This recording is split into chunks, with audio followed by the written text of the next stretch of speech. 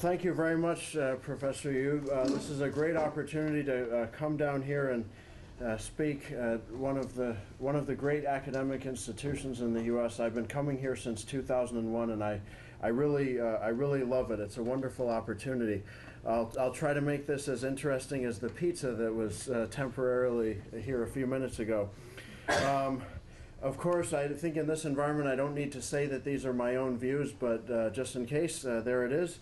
I should also say there are many things that we can talk about regarding China, and I'm sure if you take Professor Yu's class or Professor Yongdeng's class, you'll see what a complex and important topic it is, including the fact that these days we're having more and more developments in our military-to-military relations with China.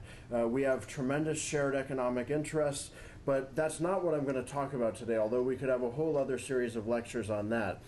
What I want to raise with you today are some areas of uncertainty and concern with regard to China's military development that I don't think we need to get overly alarmist about, but I think we need to make sure we understand and think about any possible ways, any possible preparations that we might need to make, not only for a worst-case contingency, but also to make sure that we retain our ability to shape the strategic situation and preserve American influence and ability to help our allies and our friends in the region. This is just a brief overview of some of the issues I'm going to talk about today, and of course I'm going to center it around the undersea warfare aspect here. Now, I'm sure I don't need to tell you why China's important. Just look at this quote from the National Intelligence Council here. Clearly, China's already important and will be more so in the future. Now, in terms of general points, I'm going to give you my larger takes, the big takeaways right up front here. If you get nothing else out of this lecture, I hope that you'll consider these following points, which I'm happy to explain more in the Q&A, but in the interest of time, I can't go into great detail here. Bottom lines. Number one, although it's uneven, China is achieving rapid development of capabilities both in the maritime and the aerospace realms. And those capabilities are divided among China's different service arms, and there may be competition between those service arms as new capabilities emerge, new forces emerge, perhaps in the area of space capabilities in the future. China's carefully acquired technologies which target limitations in the physics of high technology warfare.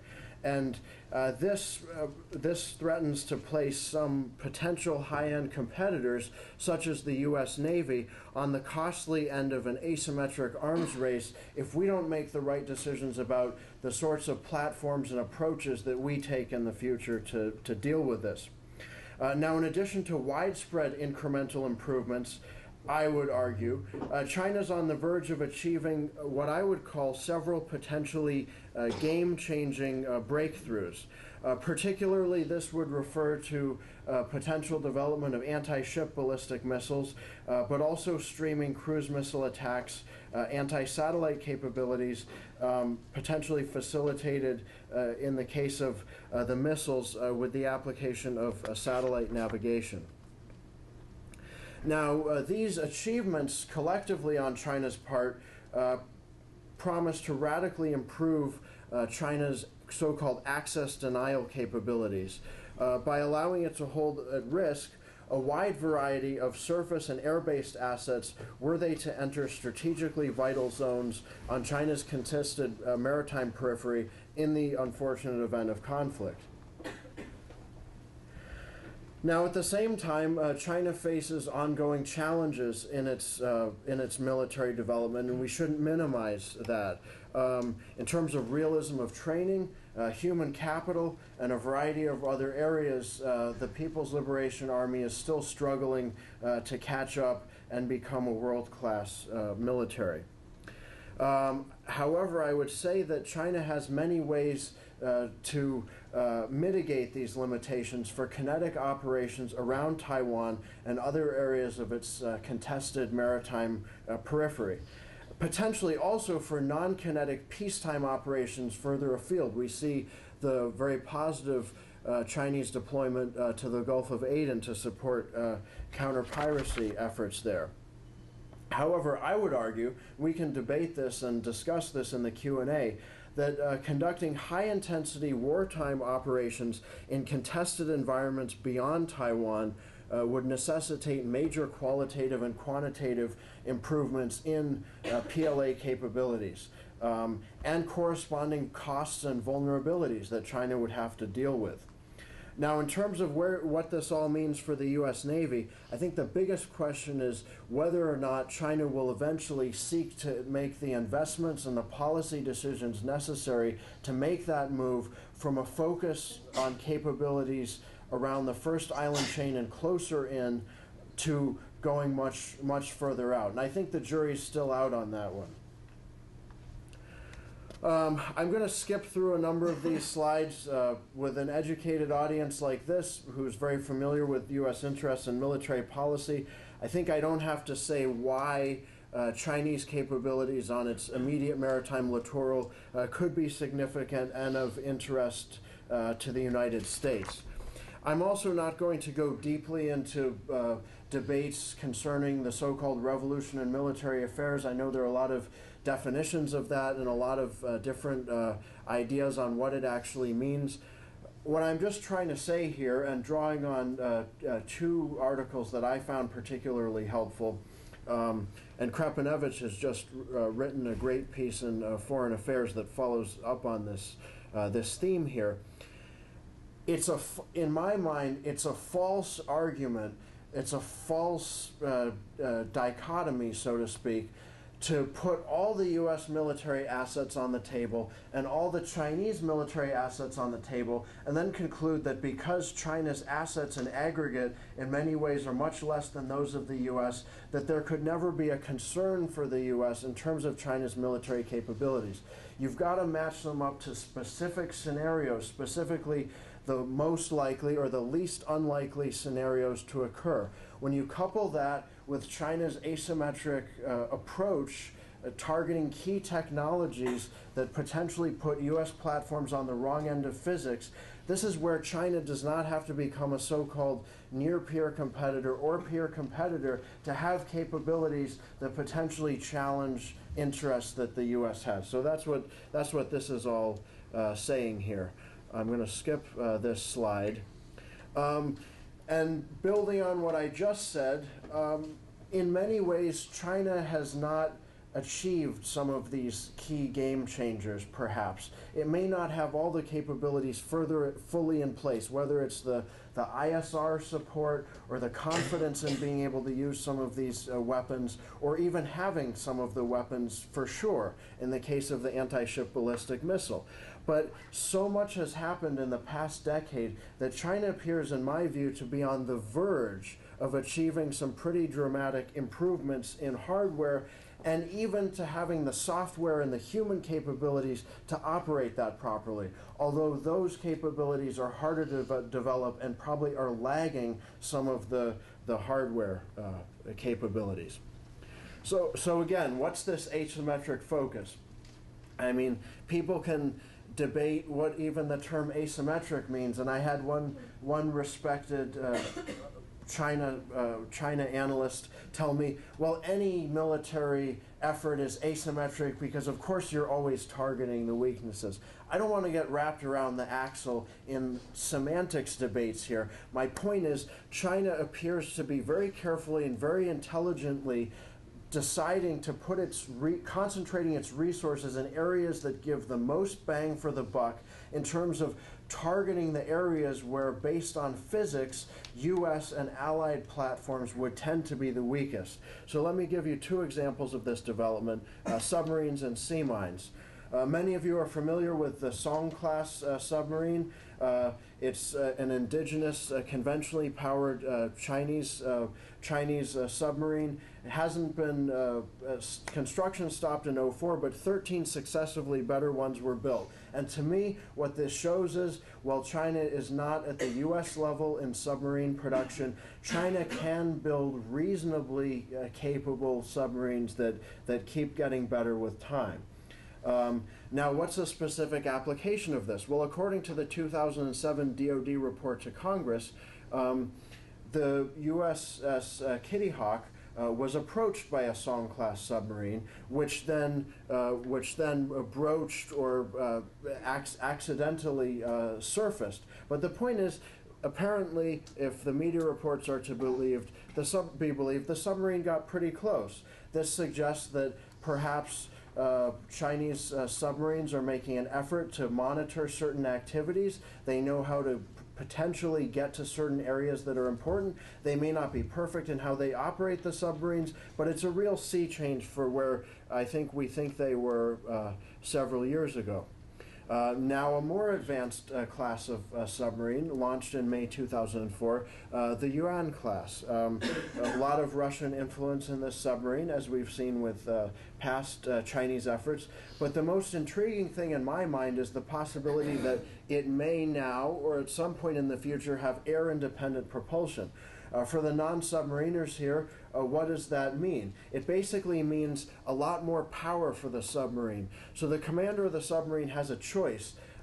It's possible for 2 hours to have the power and the evasion capability of a nuclear-powered submarine, or for perhaps as long as 2 weeks, have the ability to go around at 2 or 3 knots very quietly, both potentially useful combat capabilities. But China's not satisfied with that. At the same time, as in so many other areas, it's been building new capabilities, trying to reverse engineer, but also buying advanced foreign systems, in this case from the Russians with the Kilos. If you look at the latest unclassified Office of Naval Intelligence report on China's Navy that just came out, there are some very interesting charts which basically compare the relative noise level of various Chinese and Russian submarines. What I read from that chart, and I'm not read into any classified material, and I'm not an operator, but what I interpreted as, it was saying the Yuan and the Song are somewhat quiet, and the Kilo is very quiet. Might be very difficult to find in some respects. I raised this picture for you here because you can notice that on the left we have a picture of Song Hull 1, I believe from 1992. And then on the right, we have a picture of the screw from that Kilo class submarine in the previous slide that was sold to China. There's a striking similarity in the back of both of the screws. We can see a cruciform vortex dissipator, potentially a very advanced quieting technology. Now, it seems like the Russians had transferred this to China already by 1992, so soon after the collapse of the Soviet Union. It raises the question in my mind, what else might have been transferred? And I think a lot of other things were. Of course, on the deterrence side, we have the Type 094 Jin class launched. However, the status of the JL2 SLBM to actually make it a useful platform is unclear. Moreover, if you look at the charts in this unclassified O&I report, it seems to show that the Jin class compared to Russian SSBMs is not necessarily that quiet. So we may expect in the future to see further iterations where China tries to improve this. That's just my guess based on the available information.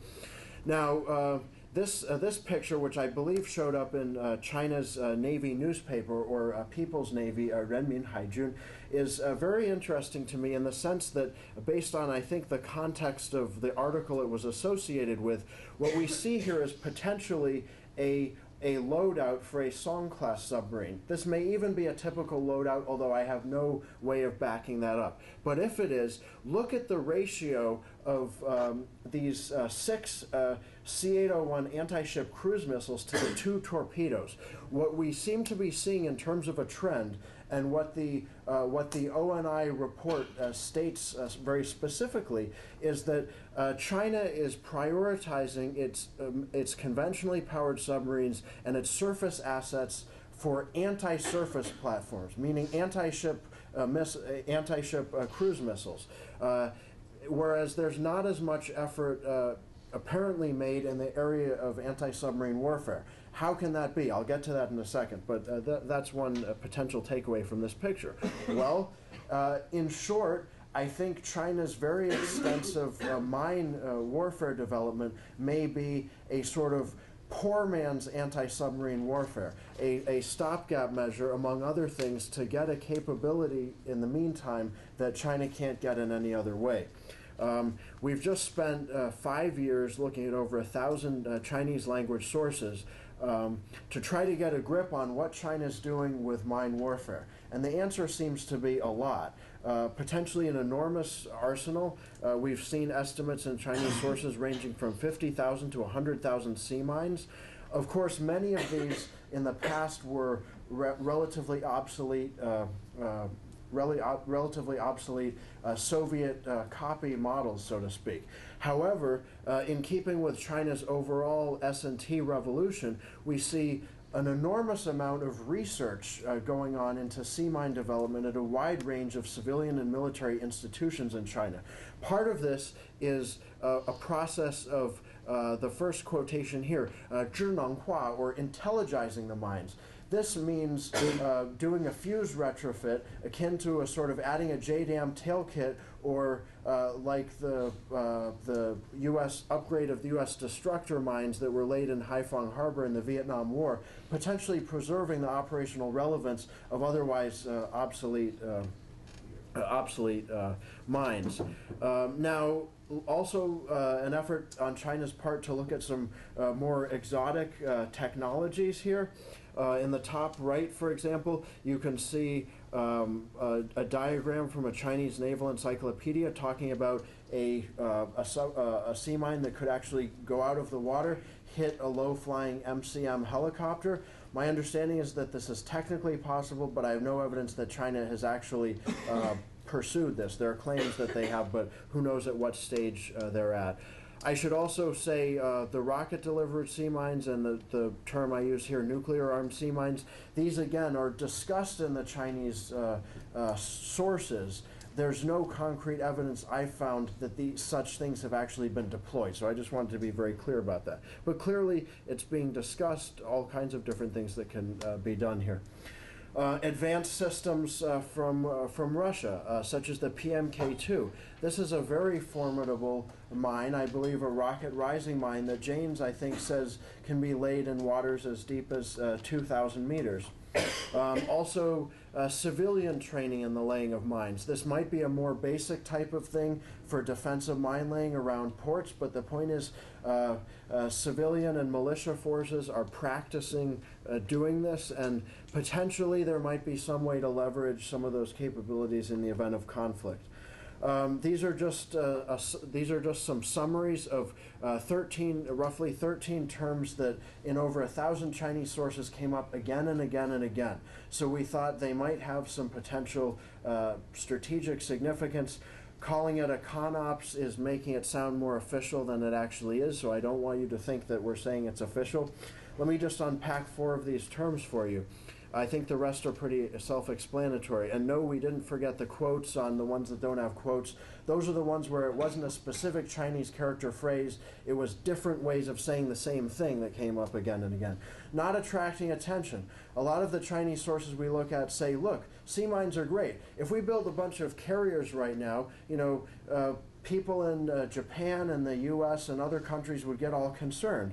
But sea mines, you know, it's not sexy, it's not exciting, hardly anyone pays attention. Certainly not the general public in other countries. Good area to invest in a way that will not harm China's image of peaceful development that it's seeking to get out there. 4 ounces can move 1,000 pounds. This is basically saying something as small as a sea mine can threaten something as large as a large vessel, potentially even a carrier strike group in some of the more ambitious Chinese analyses. Undersea sentry. This is saying, look, this could be a form of ASW that we can't get any other way. Finally, satellite navigation. This is a real force multiplier for China. Before satellite navigation, it's hard to imagine how civilian forces could lay mines effectively without running afoul of their own minefields. Now there's potentially a way to do it. I just threw the 200-meter curve and the 2,000-meter curve, and I should say here that this is group research with my colleagues at CMSI, including Professors Lyle Goldstein and William Murray. So Bill was actually the one who put the meter curves here, but essentially anything less than 200 meters depth, a wide range of sea mines can be used. Up to 2,000 meters, a variety of rocket rising sea mines, some of which we know China now has, can be used, especially if there's an advanced Kevlar cable. Beyond 2,000 meters to the east of Taiwan, this would require potentially drifting mines, which China is reported to have. It's not possible to get a lot of unclassified open source info on that, but various Chinese sources do say they've certainly developed them in the past, and potentially they still have them. Okay, returning to my theme of game changers, I discussed these before. I think we're seeing some really impressive advancements in hardware. In terms of software, that likely lags. In terms of some of the concept of operations and the human capabilities. However, that is being ramped up as well, probably very unevenly, but China is, I think, making progress in that area, sufficient that we have to take these capabilities, potential capabilities, seriously. And if and when China does get to a fairly high level with these capabilities, these areas are, I call game changers, because they could have a disproportionate leverage for China. A lot of you have heard of anti-ship ballistic missile development. It's talked about more and more. Actually, I'll have a new article out on this up on the website of the Naval War College Review on Tuesday, so I'll ask Professor Yu to circulate that to anyone who's interested. The reason why this is so significant is we rely significantly on carrier strike groups. If there's a way to target them in this new way, we'll have to think very creatively about ways in which we might be able to counter that. But clearly China's looking to achieve a deterrent here and not have a repeat of the 1995-1996 U.S. intervention in the Taiwan conflict. Let me also call your attention to these range rings from the DoD report, including what they call the CSS-5 or DF-21 ASBM. Look at the potential range on this. It's not just the first island chain in Taiwan. Potentially, if they can make it work, it could hold at risk platforms far beyond that, creating some strategic depth at sea that China, I think, would want to have. Now, just very basically, I know I've got about 5 minutes before I'm supposed to wrap up here. I want to propose to you a way of thinking about China's military capabilities development, especially in the maritime dimension, that is almost a bifurcated two-part aspect. Obviously, this is simplified.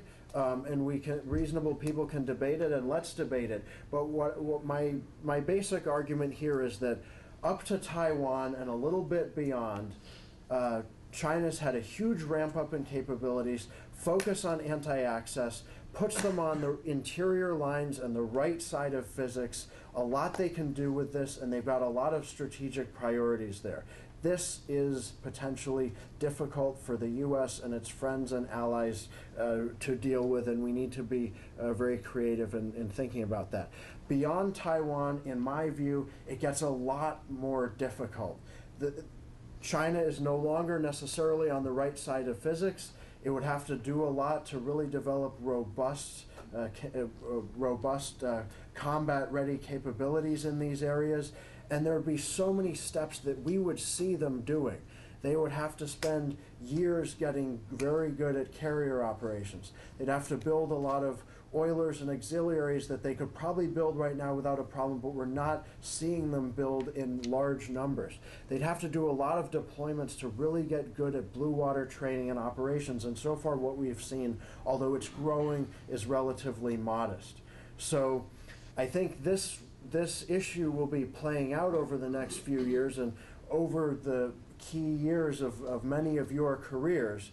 So I think it merits careful studying, but I would caution against, I would respectfully disagree with those who, in my view, conflate the rapid progress up to Taiwan and a little beyond with the more modest and complex and low-intensity progress far beyond that.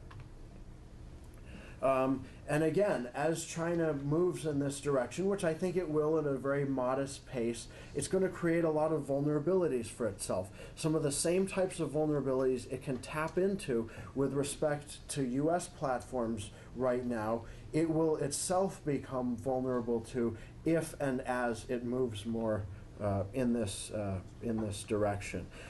And among other things, there will be major organizational challenges for China. I would say that in the organizational area, that's one of the areas that China is most challenged.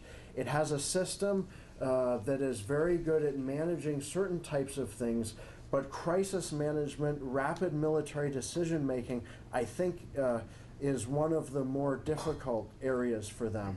And it's also a very sensitive area for them to work on because it's very closely tied to an unusual party-state system, a rather centralized system, although we've seen counterexamples of delegation down, arguably in operations in the Sino-Indian War and other contexts. But when it comes to high-level weapons and worst-case scenario conflict with major powers, I think this centralization is still very alive and well in Chinese military strategic thinking. So can they move beyond that to deal with real-time contingencies? That would certainly be a potential challenge.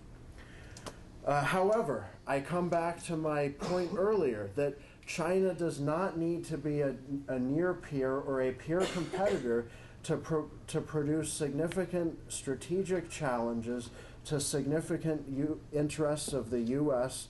and key allies and friends along the East Asian littoral. So focusing on that as a subject, China already has a significant strategic weight that it can throw around, and it's determined to pursue these interests. And frankly speaking, I think that is natural from a standpoint of being a great power. Maybe I'm a bit of a realist, and we can debate that too, but I am not arguing that what China is doing is peculiar or unusual or only a product of its current government system. I think if China has a different government system in the future, things might be even more nationalistic and destabilizing because a lot of these nationalistic views of what constitutes China's territory and how to defend it and how to reclaim it and secure it is really deeply rooted in Chinese society. That's been my experience, at least. So I'll leave in a good academic fashion. I will leave you with some questions that I was unable to fully answer myself, but on a more serious note and returning to the theme of where is China going to go with all this? Beyond Taiwan, beyond the first island chain, what's next? As China gets more confident with those issues, what's the next step here? And again, I think for many years in our careers, this is what we're going to be studying among other things. And as I said before, China's made a lot of progress rapidly, particularly with the low-hanging fruit of asymmetric approaches, especially drawing on various types of missiles. But China faces challenges, especially if it tries to do more symmetric and ambitious things further afield. So studying the specific aspects of those things are a way that we can get key insights into where China may be headed and what challenges it may face along the way. So I'll now open the floor to questions, defer back to Professor Yu for how he wants to run this event, and thank you all very much.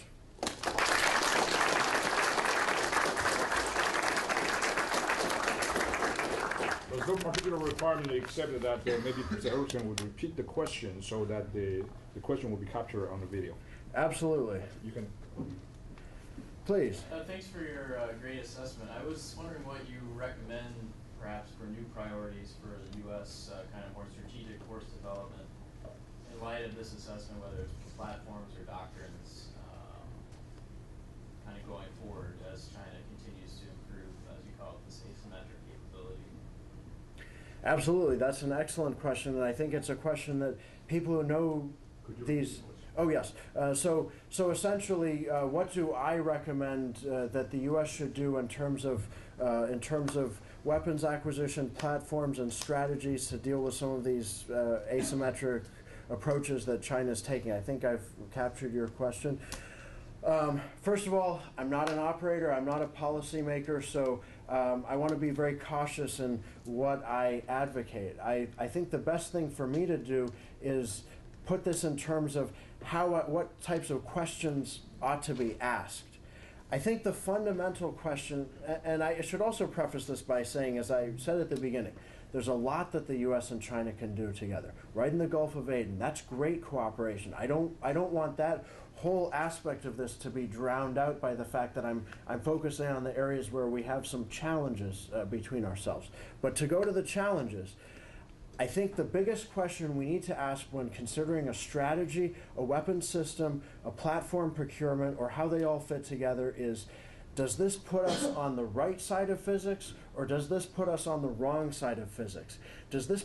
And within the putting us on the right side of physics, does it do so in a way that is not overly escalatory? I was wondering also if you could kind of elaborate that term. Sure, absolutely. Maybe an example.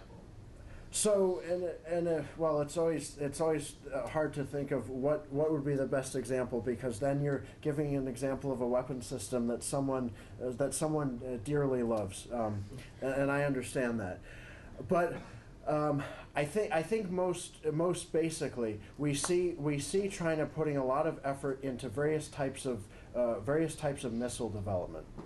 So a natural response in many people's view is China builds missiles. Well, we need to build missile defense. Now, I certainly think that the U.S. needs to pursue some missile defense, and I would further argue that the Navy's programs, I'm sounding parochial here, but frankly, it's hard to find a more successful program than the SM-3. That appears to be working very well. However, we need to ask ourselves in the fullness of time, are various types of missile defense systems going to be adequate to deal with some of the missile capabilities that China could produce? And I've gone on record several years ago as saying at the national missile defense level, I think China can outbuild and out-decoy and out-deal with what we could potentially do with national missile defense. I think it's good for rogue states like North Korea that have less capabilities, but in the future we're facing, where there's going to be limited money, increasing challenges, increasing Chinese capabilities, and increasing things around the world we're going to have to deal with, we're going to have to ask hard questions about how much money do we want to spend on types of missile defense that would be, some people would say, would be targeted at China. And I know that's a real hot potato, but I'm just saying we can't look at any system in isolation. We have to look at, are there systems that would be more effective on the right side of physics? By that I mean that that it's very expensive and difficult to counter these systems, as opposed to you can do it with a lot of missiles that are a lot less expensive than the system. And there are passive ways to do this as opposed to active ways as well. For example, putting more things underwater and in the air. That makes things a lot more difficult. Submarines and SSGN, that's really on the right side of physics. That's an example. Underwater, very hard to access, very hard to defeat. These are just some preliminary thoughts on that, but I think we also need to do more with mine warfare. It's not enough people talk about it, but it's a rounding error compared to what we spend on some other systems. China itself has in Chinese strategic writings talk with great concern about Chinese vulnerability to mines. This would be a way of having the capability, in a worst case scenario we hope never happens, to provide a way to check Chinese forces without contemplating extremely dangerous, escalatory, and risky to civilian strikes on mainland China, which we would hope would never have to be done. These are some of the types of investments and approaches that could be considered. This all needs to be just debated and discussed and planned by people who know these platforms a lot better than I do. But in terms of an approach, I think this is at least worth considering. I don't think we can necessarily follow the same old approach of we're going to do everything, we're going to be the best at everything, we're going to be overwhelming at everything. I think China is getting to the level of overall technological and national competency where they have some real capabilities too.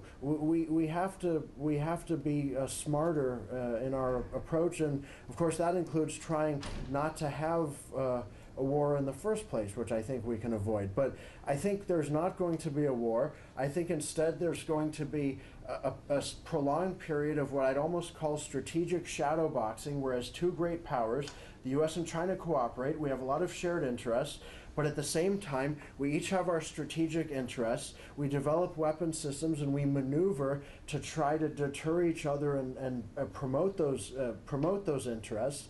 And that's where the real, I think, competition and action is going to be. And that's where we have to acknowledge that China has its own interests, but at the same time, the US and its allies and friends have their interests. And I'm advocating these efforts because we have to be able to stand up for those interests, defend those interests, and have the sort of leverage to make sure that our interests are not eroded there. Dr. Harris, let me tease out a little bit in the way of implications possible, long-term ramifications of that last remark you just made. By focusing on the effectiveness of their aerial denial capability, you've effectively reframed the Navy's strategic mission from sea control and power projection to learning more capably to cope with a potential peer competitor of comparable regional capability, at least, in terms of area denial. Fighting is a bad idea, granted, and given what you just conceded, the historical record I would submit is not a very bright one for powers in the past several hundred years managing the rise of even regional peer competitors. Traditionally, great powers suck at doing this. And I have little reason, given our strategic leadership since 1986 and conceivably since World War II, that we're likely to do a better job of it than the British did with the Germans, and a whole host of examples over time to submit. What will that amelioration, in your estimation, be based on? I mean, that's a grand strategic and discretionary political question, but you know China very well. How will the U.S. effectively manage that Chinese rise to regional status? What will be required for the United States to bring China into the role of a responsible strategic power in the region that is consistent with our interests instead of the basis for a really nasty conflict? So the question was, if I may, how can the U.S. manage the rise of China into a regional great power, if you will, particularly given the historical track record, which shows many very unfortunate examples of conflict resulting when a new power rises and an existing power has to deal with that. That's an excellent question. I think grappling with that is going to be one of the fundamental questions of our time. Managing China's rise appropriately, consistent with our interests, but also acknowledging that they do have their own national interests, is going to be a real challenge. We have, as a superpower, we have a tremendous amount of power and national interests. And as a rising great power, China has very significant ones as well. And then you project that into the East Asian theater, and there are some real challenges. There are things on which we really don't fully agree. That is a tough one to answer. I guess I would I would say, first of all, and I don't presume to change the Navy's way of doing things. I'm just trying to raise some issues to think about. I would go out on a limb and argue that if we want to plan ahead and get real about this, we have to at least allow for the possibility that China will develop the capabilities that I'm describing that in aggregate make it such that the U.S. does not have unlimited options in the East Asia region. I'm trying to argue that we need to think creatively so that we can do as well as we can in that respect in terms of preserving formidable capabilities and deterrence so that we can defend our national interests, support our allies, support our friends in the region. But I think that China's power accretion and strategic focus is formidable enough that we're going to have to accept this is a real change. This is a real new era. Now, part of managing this is going to be working with the Chinese on the things that we do have in common. And I think there is a lot of shared interest that we do have in common, particularly outside the immediate region when it comes to military issues. So, for example, I'm heartened to see the deployment to the Gulf of Aden. I think we should continue to say what I think we're saying, which is this is a great opportunity for China to increase its status by being a stakeholder. And I think the Chinese finally understand what we mean by that term, meaning essentially, well, to paraphrase, I know this quote has been traced to Spider-Man among other sources, but with great power comes great responsibility. You want to be a great power, that's understandable. You also need to make increasing contributions to the international system and across the board. So China needs to keep providing more of those public goods to international security. They're starting to do so with piracy. They're doing a lot with UN peacekeeping operations.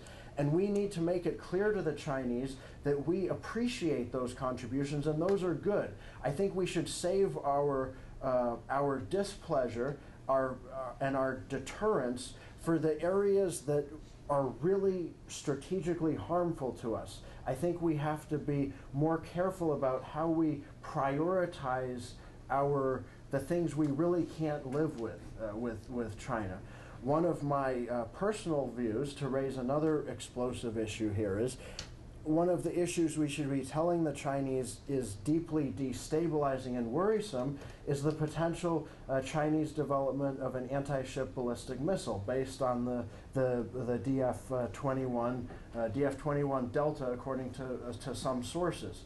So cooperate in a large number of areas, and then at the same time work really hard and be creative about preserving the capabilities in the military areas that really matter and making it clear to China that we will defend our interests there, we will maintain our capabilities there.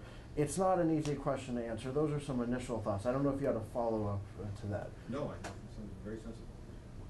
Other questions? Yes, please.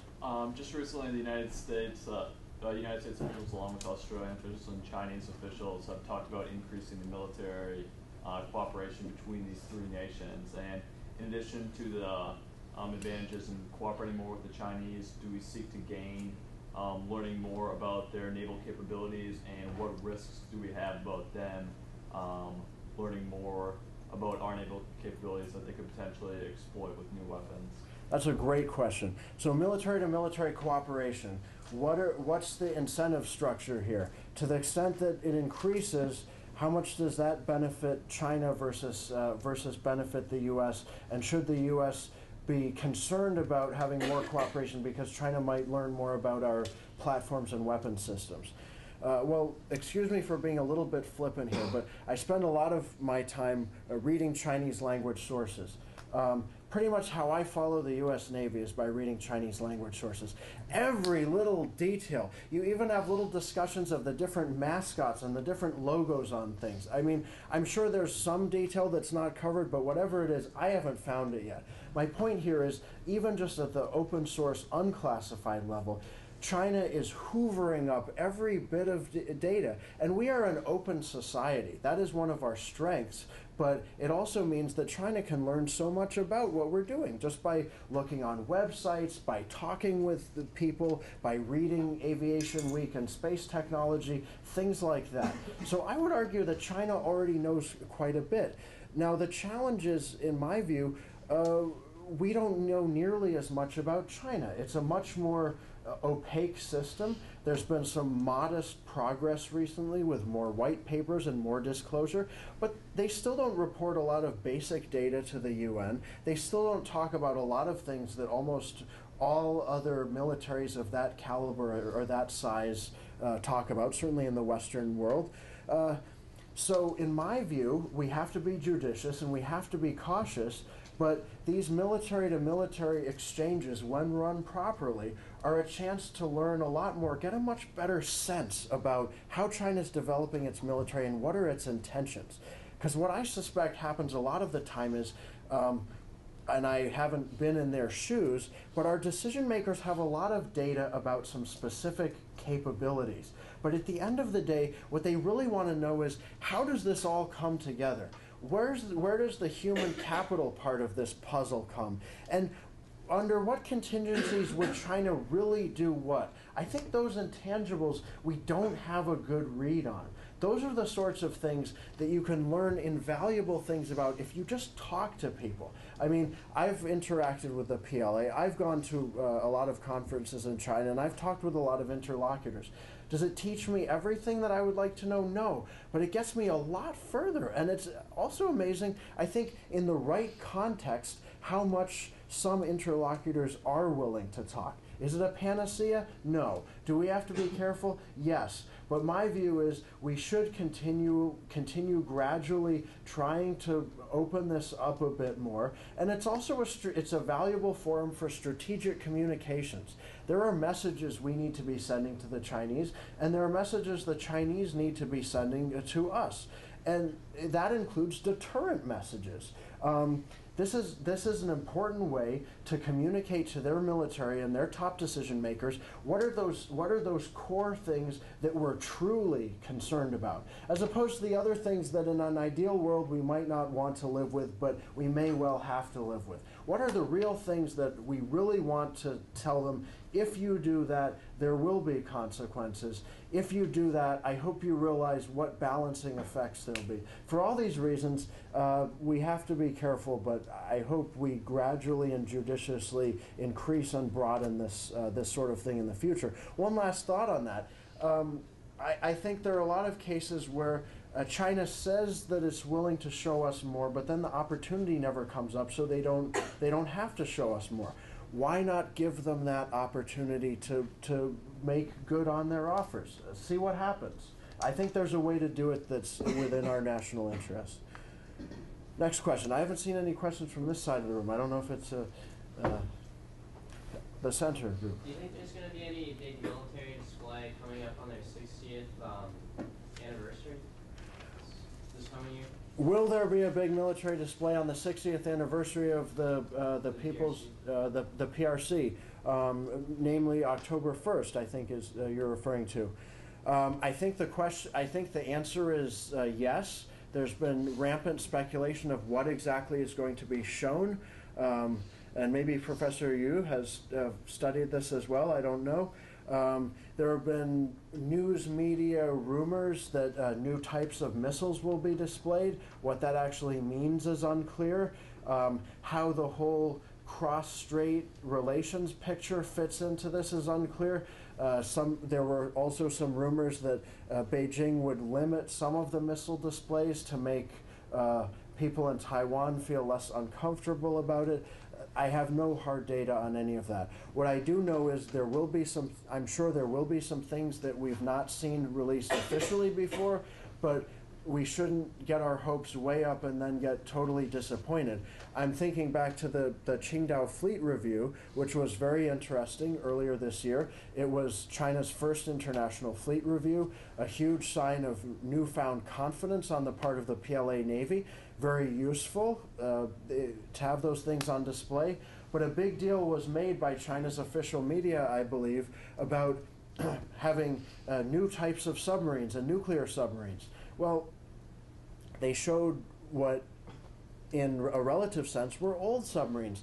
Their four most advanced classes of submarines were not on display there. So, yes, there's probably a lot to be seen there, and it'll be fascinating. And if you're like me and you just are fascinated with every little data point that comes out of China's military, it'll be a great thing to watch. But don't expect suddenly the doors to open and they'll explain what exactly they're doing with the anti-ship ballistic missile and we'll get all the data. That's probably asking for too much at this point. Please. Not a question, but a statement. I've had the opportunity to work in China. I've had a project team in China for almost a year in another life working on a technology project funded by the State Department, our State Department. It was harder for me to get the type of technology out of China than it was to do the project for almost a year. It's tough. It is very, very, you bring technology in there, it is tough to get it out. And we spent months to get everything back out. Can you elaborate on that? What are the implications? Well, they wanted to keep everything. And we gave them intellectual capital. They wanted hard technology. The hard technology is what we brought to do this project for them, funded by the State Department. And it was just very, very difficult to work there under those conditions because you always had to be very careful of what you left, what you took, who you dealt with. Then we hosted them back in the United States. That in itself was another eye-opening experience. Because in the delegation, you have two different kind of people. The intellectual capital, the intellectual person, and the communist head. And you had to figure out who's who. Because they'll tell you who the intellectual person is in charge of the delegation, but you have to figure out who the communist is. That was a real treat. That's very insightful.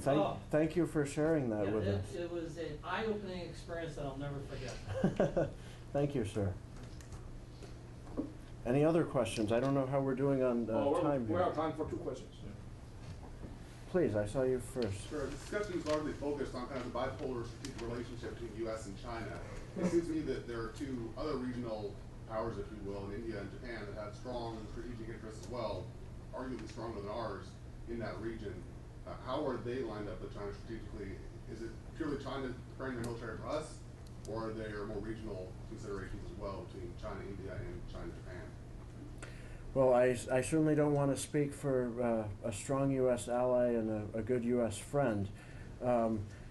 These issues are very complex and very sensitive, and China has territorial disputes with both of those nations, which makes it very sensitive, very difficult, and I think is of concern to the Indian military and the Japan self-defense forces.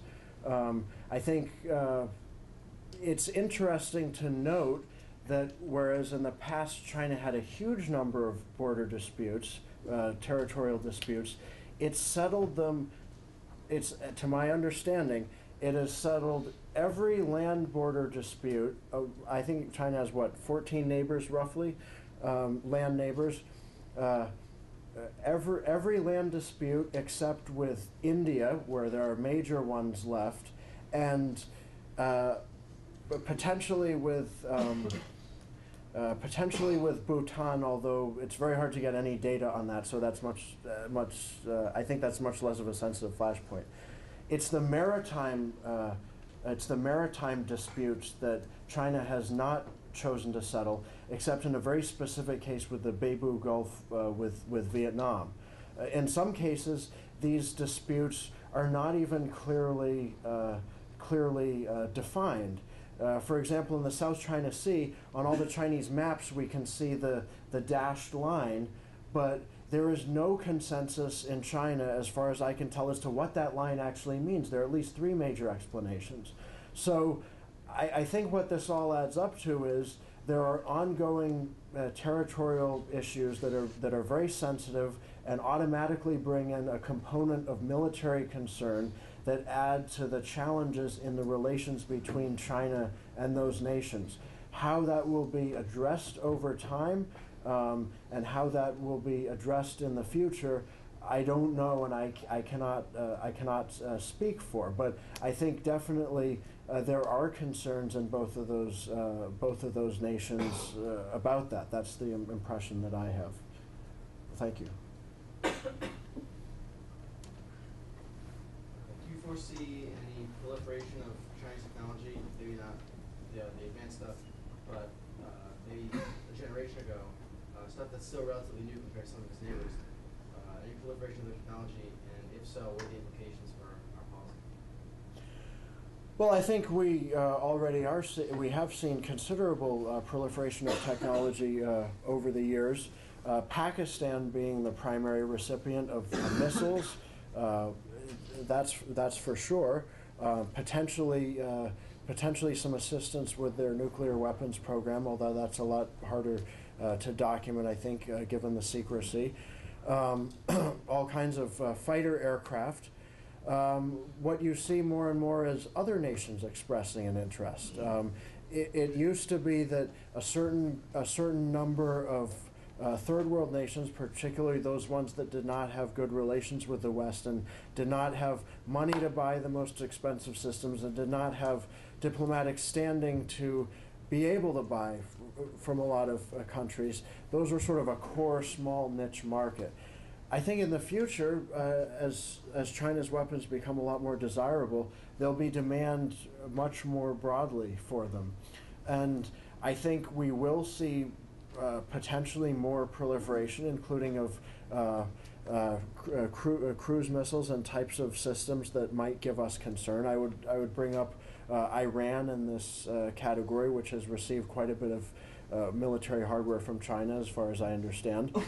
So on one hand, this is something to keep track of and is a basis for significant concern. On the other hand, in keeping with what I was saying before, we also have to recognize this as an area of potential Chinese leverage. I think gone are the days, if they ever existed, where the U.S. could say, China, we don't like you to do that, don't do that, and then China wouldn't do that. China is going to pursue its own interests in the international system, and I think will even, at least subtly, try to leverage some of these issues. They continue to be very upset about the arms sales, our arms sales to Taiwan.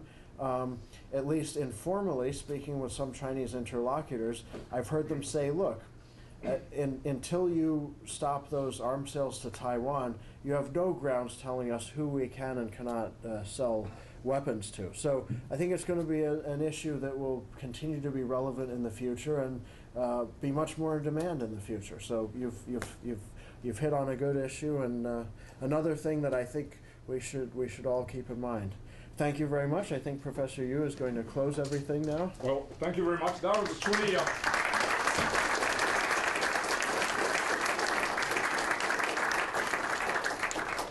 that has been truly in-depth and thoughtful and very informative. And not only because the content is excellent, I would say also it's relevant to our education here. That is the manner in which Dr. Erickson presented this.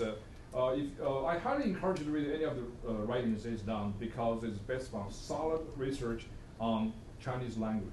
And for those of you who aspire to be a China-related career in the future, in the Navy and beyond, and you have the absolute good opportunity here. We have a Chinese program here, poli-sci and history and econ. We'll have very, very good programs here. And the Asia Forum is the marketplace of ideas, and we try to bring those experience in the classroom as well as the experience with outside experts together to share this. So thank you for coming, and stay tuned. We have the next one coming. If I could just very quickly add, if anyone's interested in further research by the China Maritime Studies Institute, you can go to www.andrewerickson, that's ERICKSON.com.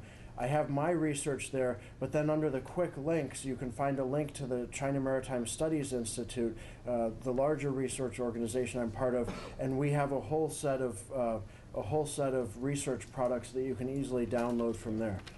I think we're going to have a friendly link on the Azure Forum website, so you can all go there through there. Thank you very much. Thank you very again. much. All right.